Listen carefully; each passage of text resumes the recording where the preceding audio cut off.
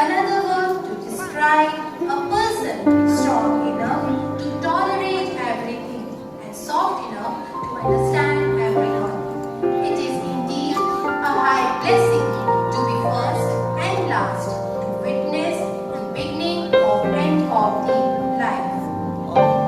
In ancient time, hospitals were horrible, dirty places, and the sick were looked after at home, and girls were not preferred to take care of men.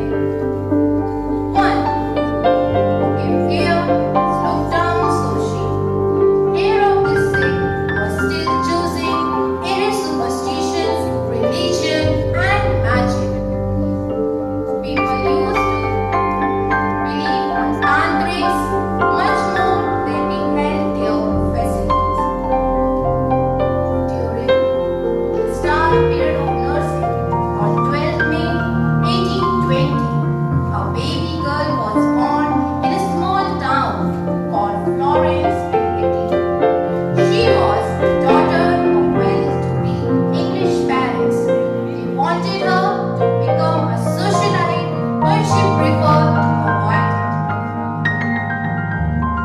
Florence was active in philanthropy, ministry, disabled and poor village near her from a very young age. When she did the mind pursue her true calling, Nightingale approached her parents and told them about her ambition to become a nurse. They were not pleased and discouraged her in many ways. After much of his struggles with her family, Nightingale enrolled herself as a nursing student in Lutheran Hospital, Germany.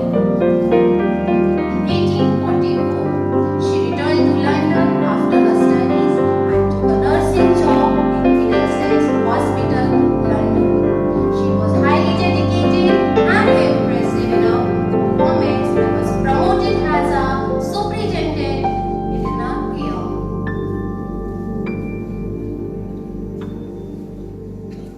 In October